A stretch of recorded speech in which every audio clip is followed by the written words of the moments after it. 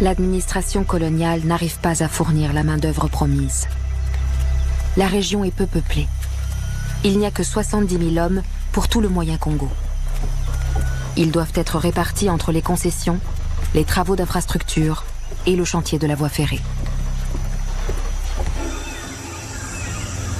Les travaux avancent lentement, trop lentement. Les hommes meurent en grand nombre. Les travailleurs tentent de s'enfuir.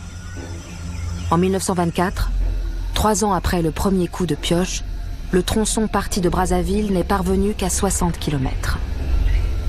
Quant à celui parti du kilomètre 0 à Pointe-Noire, il n'a atteint que 40 km. Reste encore 412 km. Pendant ce temps, à Paris, une campagne est menée contre la société de construction des Batignolles. On ne se soucie pas encore des pertes humaines, mais on doute de sa capacité à conduire le projet trop coûteux à son terme. Les travaux sont brusquement suspendus. Comme l'abandon du chemin de fer n'est pas une option, l'administration française prend une décision. Le gouverneur général Augagneur est limogé.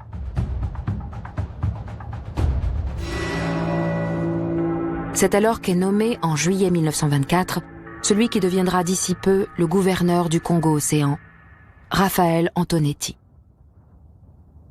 Administrateur colonial de carrière, précédemment gouverneur du Dahomey, du Sénégal et de Côte d'Ivoire, il est aux yeux de la métropole l'homme de la situation.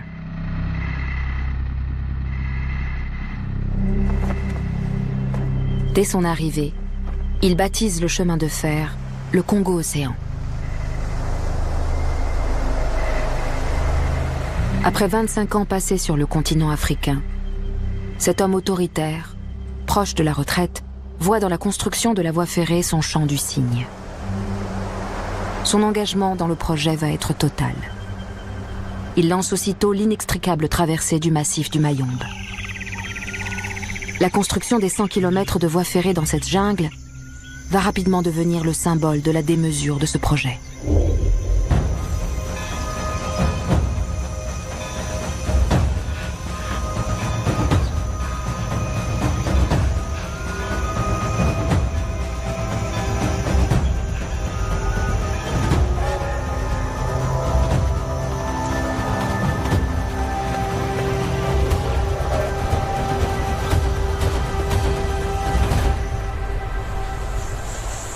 C'est une région insalubre, note un fonctionnaire, au point que les anciens habitants l'ont désertée. Le personnel européen ainsi que la main-d'œuvre indigène auront beaucoup à souffrir.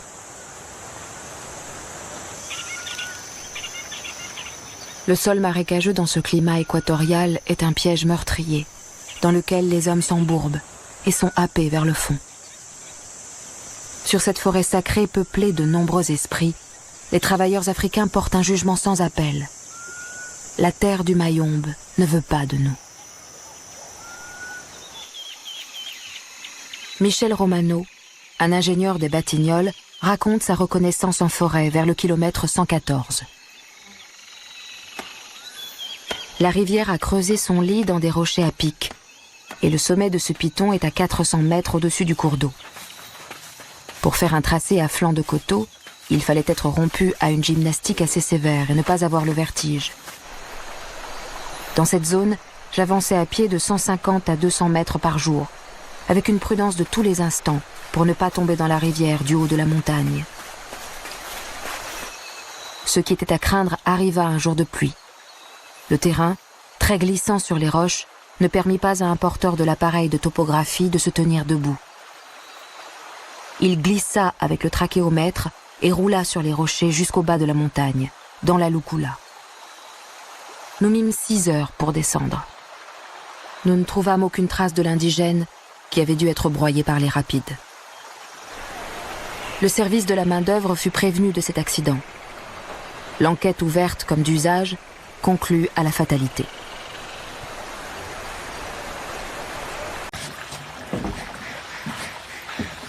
André Gide, sans remettre en cause le principe de la colonisation, dénonce cependant dans un courrier à son ami Léon Blum, directeur du journal Le Populaire, les méthodes employées par certains agents locaux de l'administration.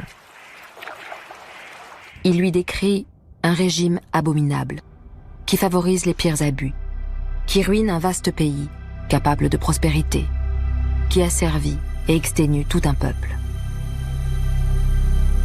Sa lettre, publiée en juillet 1927, alerte l'opinion publique en France et provoque un scandale politique.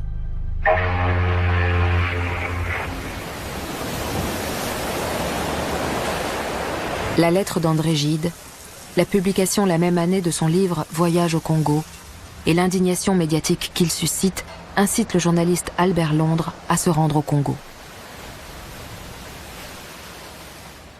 Imprégné de la vision paternaliste et raciste de l'Afrique de son époque, Albert Londres découvre à son tour la violence du recrutement et ses conséquences. Il note « Dès qu'un blanc se mettait en route, un même cri se répandait. La machine !» Tous les nègres savaient que le blanc venait chercher des hommes pour le chemin de fer. Ils fuyaient. « Vous-même, disait-il à nos missionnaires, vous nous avez appris qu'il ne fallait pas nous suicider. Or, aller à la machine, c'est courir à la mort. » Nos tirailleurs les attrapaient au vol, au lasso, comme ils pouvaient. On en arriva aux représailles. Des villages entiers furent punis. Des Bakota, des Baya, des Sara, des Banda, des Lissango, des Mabaka, des Luango sont envoyés aux Batignolles. Le supplice des travailleurs jusqu'à la machine ne fait que commencer. Pour éviter leur évasion, les recrues sont enchaînées par le cou. Elles vont parcourir plusieurs centaines de kilomètres, les pieds nus ensanglantés, pendant des jours, des semaines et même des mois.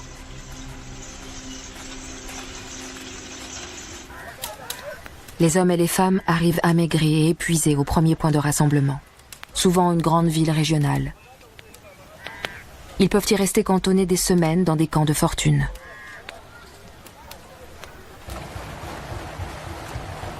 À Bangui, les recrues originaires des territoires du Nord sont chargés sur des bateaux ou des barges pour être transportés à Brazzaville. Le transfert dure en moyenne 2 semaines. Sur ces chalands, prévus pour le transport de marchandises, Albert Londres raconte qu'on parquait les hommes par lots de 300 ou 400, dans le chaland et au-dessus. La chaleur était telle que ceux qui étaient à l'intérieur suffoquaient, alors que ceux qui étaient dessus n'avaient aucune possibilité de prendre appui, ne pouvaient se tenir ni debout ni assis, et il n'était pas rare qu'ils tombent dans le fleuve et se noient. Malgré la répression, des mouvements anticolonialistes se propagent dans toute l'Afrique équatoriale.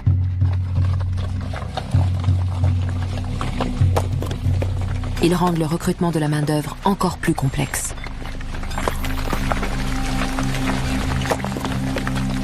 Le ministre des colonies, fervent partisan du chemin de fer, croit trouver une solution. Pourquoi ne pas recruter des travailleurs en Chine, à plus de 11 000 km de Pointe-Noire ? En 1929, 786 Chinois, dont 4 femmes et un garçon de 12 ans, arrivent sur le chantier du Congo-Océan.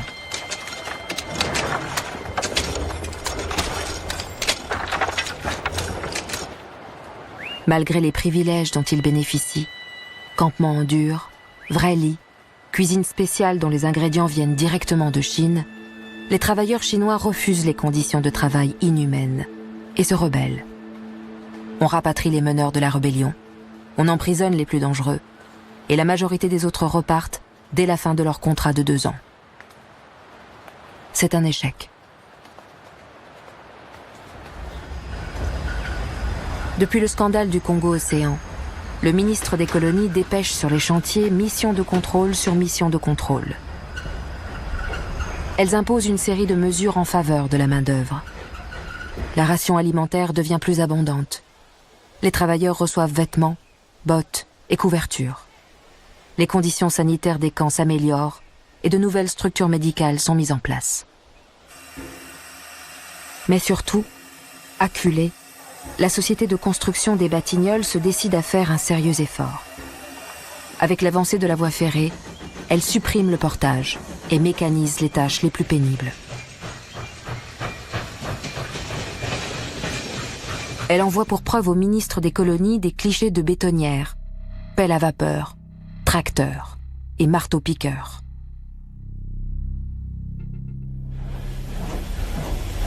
Le gouvernement peut désormais commanditer un film de propagande sur le chantier du Congo-Océan.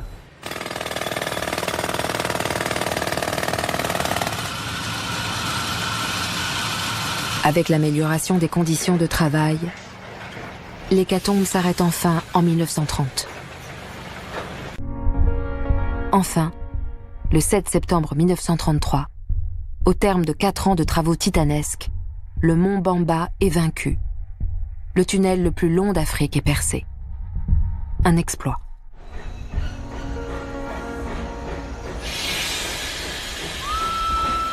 Après l'enfer du Mayombe, tout va très vite. Le 13 avril 1934, les chantiers se rejoignent à Mubotsi, au point kilométrique 191. La voie ferrée est enfin achevée. Il aura fallu 13 années pour construire seulement 512 km.